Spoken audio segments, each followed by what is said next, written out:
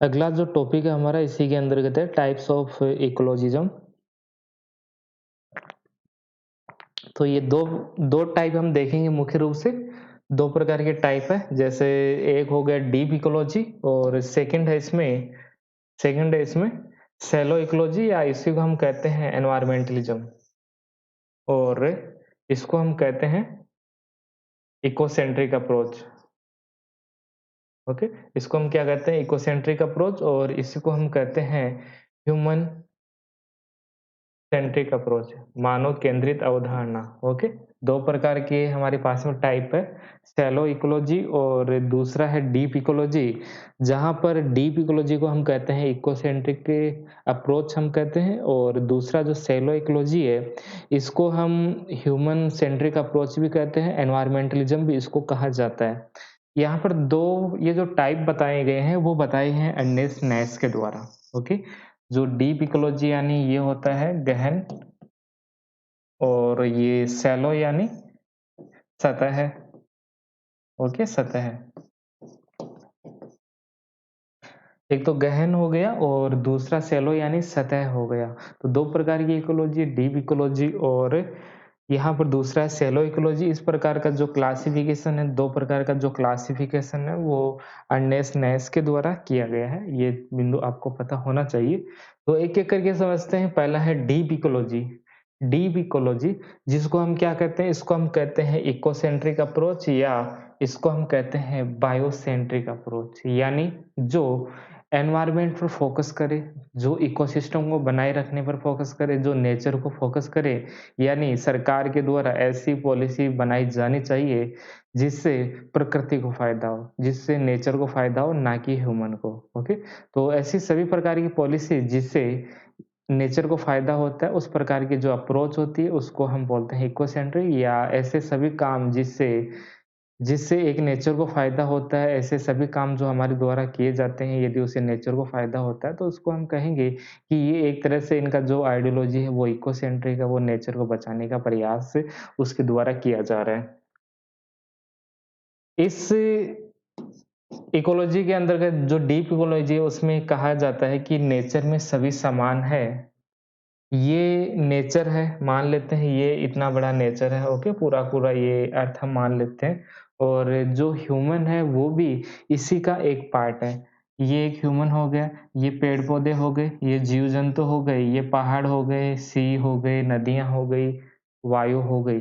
तो यहाँ पर ये जो मानव है, वो भी एक भाग ही है। जैसे पेड़-पौधे हैं, पहाड़ है, माउंटेन है, ओके, जिस प्रकार से सी है, ये सब है, उसी प्रकार से मानव है। तो नेचर का एक भाग है केवल मानव, इससे अलग नहीं है, कुछ स्पेशल नहीं है मानव के अंतर्गत, बस वो भी एक भाग है। जैसे नेचर के अंतर्गत इसके कई सारे पार्ट्स होते हैं, जैसे कई सारे इसके भाग हैं, वैसे ही मानव भी इसका एक भाग ही होता है।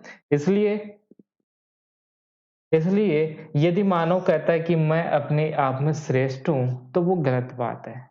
इस अप्रोच में माना जाता है कि मानव श्रेष्ठ नहीं है, मानव केवल एक पार्ट है। जो इकोसिस्टम है, उसका मानव केवल एक पार्ट है, और मानव के द्वारा जो भी काम किए जाते हैं, वो एक उसके पार्ट के रूप में ही किए जाते हैं, कुछ अलग नहीं है मानव।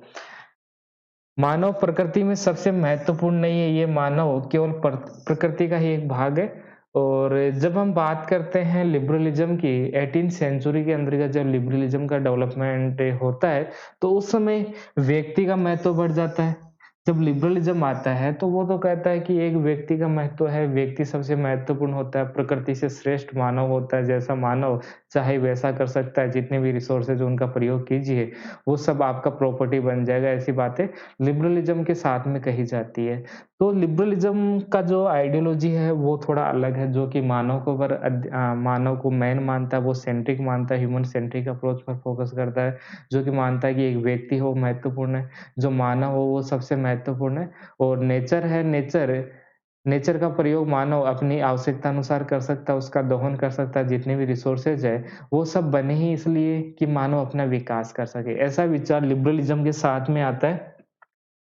और जैसे-जैसे उदारवाद आगे बढ़ता है, वैसे-वैसे हमारी जो कल्चर है, वो भी उपभोक्तावादी बन जाती है। हम जो कंज़्यूमर कल्चर की हम बात करते हैं, उस प्रकार की हमारी कल्चर बन जाती है। हम ज़्यादा से ज़्यादा वस्तुओं का उपभोग करते हैं। हम ज़्यादा से ज़्यादा जो रिसोर्सेज़ है, उनको यूज़ करना शुरू कर देते हैं। ऐसे में कई सारी पर्यावरण की समस्याएँ आती है। जैसे-जैसे लिबरलिज़्म की आइडियोलॉजी आगे बढ़ती है, वैसे-वैसे प्रॉब्लम आती है क्योंकि ये ह्यूमन पर फ़ोकस करता है। ऐसे में अब क्या करना है? यदि हमें पर्यावरण की समस्या का हल करना है, तो हमें इस व्यवस्था को समाप्त करना होगा।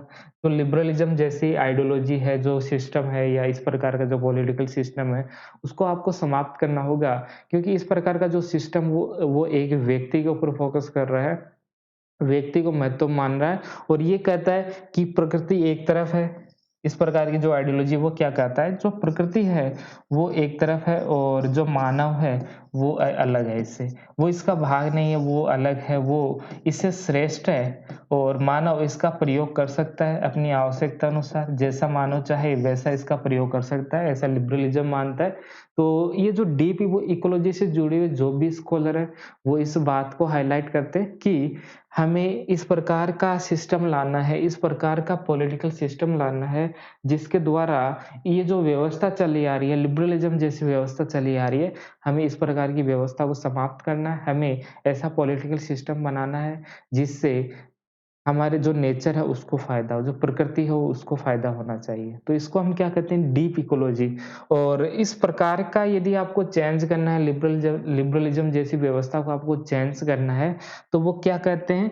वो कहते हैं रेडिकल चेंज आपको करना होगा। जो चेंज करना है वो आपको जल्दी से करना होगा, रेडिकल यानी बड़े लेवल पर आपको चेंज करना होगा। धीरे-धीरे नहीं आपको तेज़ गति से आपको फैसले लेने होंगे, डिसीज़न आपको लेने होंगे। तभी हम इस नेचर को बचा सकते हैं। तो नेचर को हम कैसे बचा सकते हैं तो नेचर को बचाने के लिए हमें डिसीज़न लेने होंगे। हमें तेज़ गति से डिसीज़न लेने होंगे, जो व्यवस्था चली आ रही है, उसको हमें समाप्त कर देना है और एक नई व्यवस्था का निर्माण हम करना है, जिसमें जिसमें इस बात का ध्यान रखा जाए कि जो नेचर है, उसी का एक भाग ह्यूमन है और इन दोनों को साथ-साथ काम करना चाहिए, तभी एक इकोसिस्टम बना रहेगा। ओके? तो ये क्या है? ये है डीप इकोलॉजी जिसमें नेचर के ऊपर फ़ोकस किया जाता है, एक व्यक्ति को केवल नेचर का ही भाग माना जाता है और सबको मिल-जुल कर काम करना चाहिए और लिबरलिज़्म जैसी जो व्यवस्थाएँ 18th सेंचुरी, 19th सेंचुरी के अंतर्गत डेवलपमेंट इनका होता है, उ उस प्रकार की जो व्यवस्थाएँ हैं, उनको समाप्त करके हमें एक ऐसी नई व्यवस्था बनाना है, जिससे इस प्रकृति को हम बनाए रख सकें। हमें इस प्रकार के रूल और रेगुलेशन बनाने हैं, जिससे नेचर को फ़ायदा हो। हमें इस प्रकार की आइडियोलॉजी को विकसित करना है किस प्रकार की डीप इकोलॉजी से जुड़ी हुई जो अप्रोच है, उस प्रकार की आइडियोलॉजी को हमें विकास करना है, जिसमें मानव और पर्यावरण या मानव और प्रकृति एक साथ में रहे। वो एक पार्ट के रूप में रहे, वो एक इकोसिस्टम का निर्माण कर सके। इस प्रकार की एक पॉलिटिकल सिस्टम हमें बनाना है। तो ये हो गया डीप इकोलॉजी जो कि इकोसेंट्रिक या बायोसेंट्रिक अप्रोच भी इसको हम कहते हैं। दूसरा जो पॉइंट है वो है शैलो इकोलॉजी। शैलो इकोलॉजी और एनवायरमेंटलिज्म भी इसको हम कहते हैं। इसको हम क्या कहते हैं शैलो इकोलॉजी और एनवायरमेंटलिज्म। ये दोनों ही जो अप्रोच है वो चेंज की बात करते हैं, सिस्टम में चेंज की बात करते हैं और इन दोनों को ही पता है कि पर्यावरण के कारण नुकसान तो हो रहा है। हमें कई सारी समस्याओं का कई सारी समस्याएँ वो तो हमें दिखाई दे रही है। लेकिन इन दोनों का जो मेथड है वो दोनों का अलग-अलग है। जहाँ पर डीप इकोलॉजी के अंतर्गत एक बड़े चेंज की बात की जाती है कि जो व्यवस्था चली आ रही है, उसमें हमें बड़े-बड़े सुधार करने हैं, रेडिकल चेंज की बात उसमें की जाती है। और दूसरी तरफ जो शैलो इकोलॉजी है, ये भी चेंज की बात करता है, लेकिन ये बात करता है रिफ़ॉर्म की बात तो ये भी करता है, लेकिन रिफ़ॉर्म किस प्रकार से होने चाहिए स्लोली-स्लोली। ओके, धीरे-धीरे रिफ़ॉर्म होनी चाहिए। जैसे प्रॉब्लम आई, प्रॉब्लम का हमें सॉल्यूशन कर देना है। यदि फिर से प्रॉब्लम आई, तो उसका हमें फिर से सॉल्यूशन कर देना है। और दूसरी तरफ जो डीप इकोलॉजी है, वो बोलता है कि जो प्रॉब्लम है, उसी को हमें समाप्त कर देना है। पूरा-पूरा जो सिस्टम है, उसको हमें चेंज कर देना है। एक रेडिकल चेंज की बात डीप इकोलॉजी के द्वारा की जाती है। तो सेलो इकोलॉजी को हम क्या कहते हैं? ये क्या है? एक ह्यूमन सेंट्रिक अप्रोच है। ये मानव को केंद्र में मानती है। मानव प्रकृति में सबसे महत्वपूर्ण है, ये अप्रोच मानती है सेलो अप्रोच जो सेलो इकोलॉजी अप्रोच है, वो ये मानती है कि मानव सबसे महत्वपूर्ण है। प्रकृति मानव के लिए एक संसाधन क्या है? ओके, जो नेचर है, नेचर के अंदर जितने भी रिसोर्सेज है, सब कुछ रिसोर्सेज ही है। मानव इसका प्रयोग कर सकता है। मानव अपनी इच्छा अनुसार या अपनी आवश्यकता अनुसार इनका प्रयोग कर सकता है। यदि पर्यावरण को नुकसान होता है तो व्यक्ति अपने हितों को पूरा नहीं कर पाता, इसलिए पर्यावरण का संरक्षण करना आवश्यक है।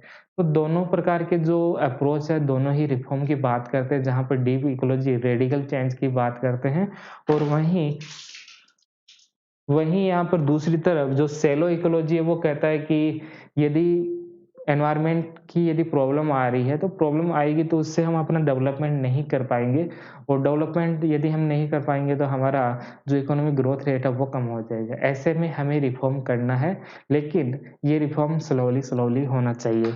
तो ये किस प्रकार की बात करता है? ग्रेजुअल सॉल्यूशन की बात करता है, जैसे प्रॉब्लम आए वैसे-वैसे उनका सॉल्यूशन हमें करना चाहिए। एक साथ सॉल्यूशन करने की आवश्यकता हमें नहीं है, किसी भी प्रकार के रेडिकल चेंज करने की आवश्यकता हमें नहीं है, ओके? तो ये हो गई सेकंड अप्रोच हमारी या सेकंड टाइप हो गया। एक टाइप और है जिसका नाम है इको अथॉरिटेरियनिज़्म, ओके? ये क्या हो गया? अधिनायकवाद। कुछ स्कॉलर है जो कि इको अथॉरिटेरियनिज़्म की बात करते हैं, जिसमें एक है विलियम ओपल, इनका आपको नाम ध्यान में रखना है। और दूसरे हैं रॉबर्ट हेल्बॉर्नर, ओके? एक हो गए विलियम ओपल और दूसरे हैं रॉबर्ट हेल्बर्नर। इनके द्वारा बात की जाती है इको अथॉरिटेरियनिज़्म की। इनकी बुक भी देख लीजिए, ecology and politics of scarcity. और सेकंड बुक है इनका रॉबर्ट हेल्बर्न का, वो है an inquiry into the human prospect, okay? 1980 के अंतर्गत ये बुक आती है। तो 2 स्कॉलर है, दोनों ही इको अथॉरिटेरियनिज़्म से जुड़े हुए हैं। इनका क्या मानना है? इनका मानना है, यानी ये सपोर्ट करते हैं अथॉरिटेरियनिज़्म को। इनका मानना है कि यदि हमें इस एनवायरनमेंट की प्रॉब्लम का यदि हमें समाधान करना है, तो हमें क्या करना होगा? हमें डिसीज़न लेने होंगे। ये जो स्कॉलर है, वो ये मानते हैं कि पर्यावरणीय संबंधी जो समस्याएँ हैं, उनका हमें समाधान करना है। ये सपोर्ट क्यों करते हैं अथॉरिटेरियनिज़्म का? पहले तो ये देख लीजिए होता क्या है? जो अधिनायकवाद है उसमें क्या होता है? उसमें एक लीडर होता है और जो जैसा चाहता है वो वैसा कर सकता है। उसके हाथ में पावर का सेंट्रलाइज़्ड होता है, पावर सेंट्रलाइज़्ड होती है, जैसा वो चाहे वैसा कर सकता है। जो भी स्टेट के अंदर पावर है वो सब उसी के अंतर्गत होगी। जो भी वो डिसीज़न लेगा उसको वैसा ही करना होगा, डिसीज़न हम जल्दी से ले सकते हैं और यदि कोई डिसीज़न को नहीं मानता, उसको उसको समाप्त कर दिया जाएगा। तो इस प्रकार की एक व्यवस्था होती है जिसको हम अथॉरिटेरियनिज़्म कहते हैं। इस प्रकार की व्यवस्था का समर्थन यहाँ पर किया जा रहा है और क्यों किया जा रहा है? उनका मानना है कि पर्यावरण जैसे संबंधित समस्याएँ हैं, उनका समाधान हमें करना है, पहली बात। दूसरी बात क्या है? पर्यावरण का संरक्षण करने के लिए हमें निर्णय लेने की आवश्यकता है। यदि हमें पर्यावरण जैसी समस्याएँ हैं, पर्यावरण से संबंधित जो समस्याएँ हैं, उनका यदि हमें समाधान करना है तो उसके लिए हमें डिसीज़न लेने होंगे। यदि सरकार के द्वारा इस प्रकार के निर्णय लिए जाते हैं तो आवश्यकता इस बात की है कि लोगों के द्वारा उन नियमों का पालन किया जाए और नियमों का पालन तानाशाह शासक के द्वारा आसानी से करवाया जा सकता है। जैसे हमें कुछ चेंज करना है एनवायरनमेंट के अंतर्गत, कुछ चेंज हमें करना है या हमें कुछ पॉलिसी बनाना है। जैसे हमने कोई नियम बना दिए कि आपको कार्बन उत्सर्जन एक सीमा के बाद में नहीं करना, हमने इस प्रकार के नियम बना दिए। लेकिन जो जनता है, आम जनता है, उसको फ़ॉलो करेगी कि नहीं करेगी? जब तक आम जनता इस प्रकार के नियमों को फ़ॉलो नहीं करेगी, सरकार के द्वारा जो नियम बनाए जाते हैं, उसको फ़ॉलो नहीं करेगी, तब तक तो एनवायरनमेंट की जो प्रॉब्लम है, वो बनी रहेगी। और इस प्रकार के जो नियम है, वो वो डेमोक्रेसी के अंतर्गत यदि हम किसी नियमों का पालन करवाना चाहें, तो डेमोक्रेसी के अंतर्गत तो आसान नहीं है, यहाँ पर तो काफ़ी टाइम लग जाता है और कोई पालन नहीं करेगा, तो उसको सज़ा देने में भी एक लंबी प्रोसेस लग जाती है। ऐसे में अथॉरिटेरियनिज़्म जैसी व्यवस्था होगी, तो जहाँ पर हम नियम बनाएँगे और नियम जनता के द्वारा फ़ॉलो किया जाएगा और लोकतंत्र में तो इसको फ़ॉलो करना आसान नहीं है। लेकिन यदि आपके पास में अधिनायकवादी जैसी व्यवस्था है अधिनायकवादी यदि व्यवस्था है आपके पास में तो उन नियमों को आसानी से लागू किया जा सकता है। जो नियम है उनको आसानी से हम लागू कर सकते हैं। ओके, कोई भी नियम बनाए हमने उनको हम लागू कर सकते हैं। यदि आपके पास में पावर है, पावर सेंट्रलाइज्ड है, तो आप जैसा कहोगे वैसा ही हो सकता है। ऐसे में पर्यावरण की जो समस्या है, पर्यावरण की जो भी समस्या है उसका समाधान हो जाएगा। ओके, तो यहाँ पर समस्या का समाधान हो गया। कब हुआ? जब हमने इस प्रकार की व्यवस्था को बनाया। तो एक तरह से ये जो स्कॉलर है विलियम ओपल और रॉबर्ट हेल्ब्रोनर ये अधिनायकवादी व्यवस्था का समर्थन करते हैं। क्यों करते हैं ये अभी हमने देख लिया, क्योंकि कोई भी नियम आपको लागू करना है तो इस प्रकार की व्यवस्था में नियम आप आसानी से लागू कर सकते हो। यदि आसानी से नहीं हो रहा है तो पावर का प्रयोग करते हुए आप निर्णयों को तुरंत लागू कर सकते हैं। ओके, तो ये स्कॉलर है, ये भी एक तरह से हम कह सकते हैं कि एनवायरनमेंट का प्रयोग करते हुए या अपनी रैशनैलिटी का प्रयोग करते हुए किसी शासन व्यवस्था को चेंज कर सकते हैं। ओके, ये माइंड माइंड से खेल रहे हैं ये लोग, इंटेलेक्चुअल जो पर्सन है ये माइंड से खेल रहे हैं और अपने माइंड का प्रयोग करते हुए जो व्यवस्था है, दूसरी प्रकार की व्यवस्था है, उसका समर्थन करते हैं। ये कहते हैं कि अथॉरिटेरियनिज़्म आ जाना चाहिए जिससे पर्यावरण की समस्या है उसका समाधान हो जाएगा। लेकिन इनको ये नहीं पता है यदि अथॉरिटेरियनिज़्म जैसी व्यवस्थाएँ उससे प्रॉब्लम कितना होता है, जो मानव है उसको कितना प्रॉब्लम होता है, वो ये सब नहीं देखते हैं। ओके, तो कहीं न कहीं ऐसे जो स्कॉलर है वो इस प्रकार की व्यवस्था का समर्थन करते हैं, पर्यावरण के नाम पर एक ऐसी व्यवस्था का समर्थन कर देते हैं जिससे मानव की स्वतंत्रता, समानता, न्याय ये सब भी समाप्त हो जाता है, जिसको हम सही नहीं ठहरा सकते। ओके, तो ये 2 स्कॉलर हैं जो कि अथॉरिटेरियनिज़्म का समर्थन करते हैं।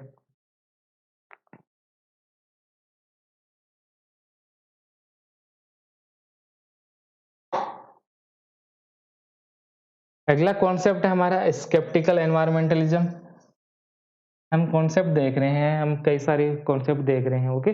और कई सारे स्कॉलर और उनकी बुक देख रहे हैं। तो इसी में हमें अगला देखना है स्केप्टिकल एनवायरमेंटलिज़्म क्या होता है। तो इसके अंतर्गत बताया जाता है कि जो देश आर्थिक के रूप से लगातार विकसित हो रहे हैं, मान लेते हैं कोई भी ऐसा देश है जो कि आर्थिक रूप से लगातार डेवलपमेंट कर रहा है, जैसे अमेरिका। एग्ज़ाम्पल ले सकते हैं हम अमेरिका का। उन देशों में पर्यावरण की कोई भी समस्या आपको दिखाई नहीं देगी। जैसे अमेरिका में पर्यावरण की समस्या आपको कहाँ दिखाई देती है? ब्रिटेन की हम बात करें, तो ब्रिटेन के अंतर्गत जो शहर है, उनमें आपको एनवायरनमेंट जैसी प्रॉब्लम आपको नहीं दिखाई देगी। और इसके विपरीत आप देखोगे अफ्रीका, अफ्रीका अफ्रीका जैसे जो देश है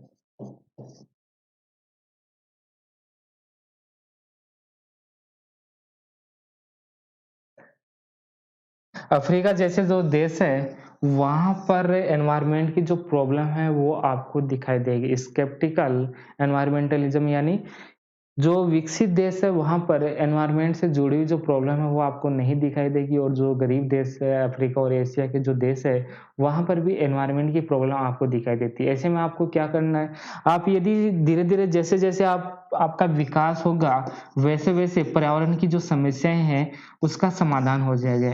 इस प्रकार की जो अप्रोच है स्केप्टिकल जो एनवायरमेंटलिज्म की जो अप्रोच है उसका ये मानना है कि आप विकास पे ध्यान दीजिए, आपका जैसे-जैसे विकास होगा वैसे-वैसे आपकी प्रॉब्लम समाप्त हो जाएगी। एग्ज़ाम्पल देते हैं अमेरिका, ब्रिटेन जैसे देशों का एग्ज़ाम्पल देते हैं, जहाँ पर पर्यावरण की समस्याएँ आपको नहीं दिखाई देती। इसके विपरीत अफ्रीका, एशिया जैसे महाद्वीपों की बात की जाती है स्केप्टिकल एनवायरमेंटलिज़्म में, जहाँ पर ये प्रॉब्लम आपको दिखाई देगी।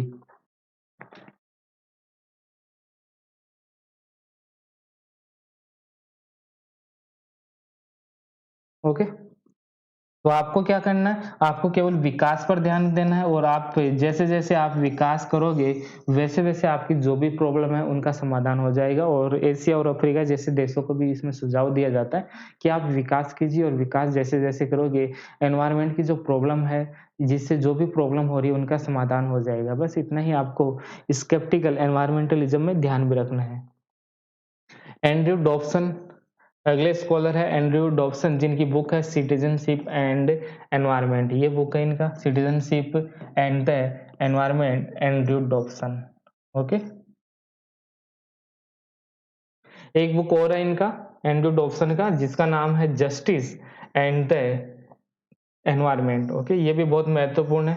Justice and the environment conception, environmental sustainability and dimension of social justice, ये इसका सब टाइटल हो गया।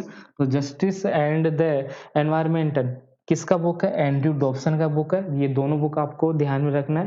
पहली बुक जो आपको ध्यान में रखनी है वो है सिटीजनशिप एंड एनवायरनमेंट, और दूसरी जो बुक है वो है जस्टिस एंड द एनवायरनमेंट। दोनों ही बुक आपको ध्यान में रखनी है। इनका कॉन्सेप्ट क्या है? अभी जो हमने 2 प्रकार का जो अप्रोच पढ़ा था, डीप इकोलॉजी और एक हमने पढ़ा शैलो इकोलॉजी, इन दोनों को वो अलग नाम देते हैं। जैसे हम बात करें, जो एनवायरमेंटलिज्म जो अप्रोच है जिसको हम कहते हैं शैलो इकोलॉजी, इसको हम क्या कहते हैं? Shallow ecology. ओके, जो शैलो इकोलॉजी अप्रोच है उसका नाम वो क्या देते हैं? वो नाम देते हैं मिनिमलिस्ट। ओके, मिनिमलिस्ट इसका नाम देते हैं। और जो दूसरा हमने देखा मैक्सिमलिस्ट, यानी जो इको सेंट्रिक अप्रोच है, जो बायो सेंट्रिक अप्रोच है, उसका नाम वो चेंज कर देते हैं और उसका नाम देते हैं वो मैक्सिमलिस्ट। ओके, ये आपको ध्यान में रखना है। 2 प्रकार के अप्रोच है और यहाँ पर डॉब्सन के द्वारा, एंड्रयू डॉब्सन के द्वारा दोनों अप्रोच का नाम चेंज कर दिया जाता है, अपने अनुसार ये नाम देते हैं। 2 भागों में इसको बाँटते हैं। एक हो गया अल्प अल्पतमवादी, ओके, जिसको हम मिनिमलिस्ट कह रहे हैं, और दूसरा है यहाँ पर अधिकतमवाद, ओके, जिसको हम मैक्सिमलिस्ट कह रहे हैं। इस प्रकार से 2 भागों में बाँट दिया। पहला कौन-सा? शैलो को वो क्या बोलते हैं? शैलो जो अप्रोच है उसको मिनिमलिस्ट बोल देते हैं, और जो डीप है, डीप जो इकोलॉजी अप्रोच है उसको वो मैक्सिमलिस्ट बोल देते हैं। अंतर क्या है? अंतर वही है, धीरे-धीरे सुधार होना चाहिए। ओके, मिनिमलिस्ट है जो शैलो इकोलॉजी अप्रोच से जुड़े हुए, वो क्या कहते हैं? वो कहते हैं कि जो सुधार है, जो रिफॉर्म है, वो धीरे-धीरे होना चाहिए। जैसे हमने बात किया ह्यूमन सेंट्रिक अप्रोच में यही बात किया। और जो सेकंड है, पर्यावरण की सुरक्षा के लिए बड़े बदलाव की बात कौन करता है? रेडिकल चेंज की कौन बात करता है? जो ecocentric, biocentric approach से जुड़े हुए जो स्कॉलर है, वो इस प्रकार की बात करते हैं कि हमें चेंज करना, पर्यावरण की समस्याएँ हैं, यदि हमें उनको समाप्त करना है या उनकी जुड़ी हुई जो प्रॉब्लम है उसको कम करना है, तो हमें बड़े डिसीज़न लेने होंगे।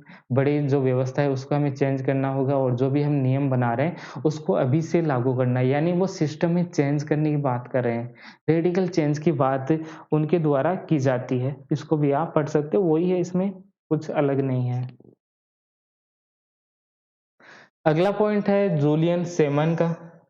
इनका 2 बुक है और दोनों बुक अच्छी है। The ultimate resource and the second है द रिसोर्सफुल अर्थ। 2 बुक है इनका, जूलियन सेमन का। इसमें वो बताते हैं कि मानव पर्यावरण की समस्या को अपने विवेक के द्वारा समाधान कर सकता है और विवेक से तकनीक का निर्माण करता है। तो जूलियन साइमन अपना एक कॉन्सेप्ट देते हैं और इस कॉन्सेप्ट में ये कहते हैं कि मानव रैशनल होता है, और अपनी रैशनैलिटी का प्रयोग करते हुए कोई भी प्रॉब्लम आ जाए, एनवायरनमेंट से जुड़ी हुई कोई भी प्रॉब्लम आ जाए, उसका समाधान कर सकते हैं। तो क्या प्रॉब्लम है आपको?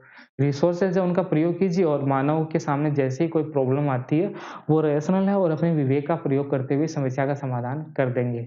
जैसे हमने स्केप्टिकल एनवायरमेंटलिज्म में क्या देखा था? हमने यही देखा था कि जो विकसित देश है वो अपने विवेक का प्रयोग करते हैं और उनके सामने जो भी प्रॉब्लम आती है उनका समाधान कर सकते हैं, और वहीं पर जो देश विकसित है वहाँ पर एनवायरनमेंट जैसी कोई भी प्रॉब्लम आपको दिखाई नहीं देती। इसके विपरी इसके विपरीत जो गरीब देश है, जो एशिया और अफ्रीका के देश हैं, वहाँ पर जो व्यक्ति है अपने विवेक का प्रयोग नहीं कर पाते हैं, वो डेवलपमेंट नहीं कर पाते हैं, और ऐसे में उनको ज़्यादा प्रॉब्लम होती है। तो जूलियन साइमन भी यहाँ पर यही कह रहे हैं कि मानव अपने विवेक का प्रयोग करते एनवायरनमेंट से जुड़ी हुई जितनी भी इश्यू है उनका सॉल्व कर सकता है, और उसका सॉल्यूशन कैसे करेगा? नई-नई तकनीक का निर्माण कर सकता है व्यक्ति, नई-नई टेक्नोलॉजी बनाएगा और टेक्नोलॉजी के द्वारा एनवायरनमेंट से जुड़ी हुई जितनी भी प्रॉब्लम आएगी उसका समाधान कर देगा। ओके?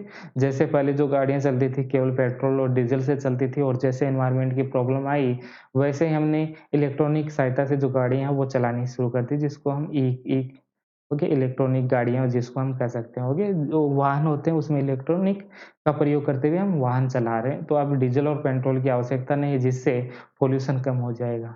तो उसमें प्रयोग किसका हो रहा है? उसमें विवेक का तो प्रयोग कर रहे हैं, और विवेक की सहायता से हम नई-नई तकनीक बना रहे हैं, और इस तकनीक के का प्रयोग करते हुए जो भी प्रॉब्लम है, पर्यावरण से जुड़ी जो भी प्रॉब्लम है, उनका हम समाधान कर रहे हैं। तो ये कौन बता रहे हैं? जूलियन साइमन, अपनी बुक 2 बुक है इनकी, द अल्टीमेट रिसोर्सेज और दूसरी है द रिसोर्सफुल अर्थ।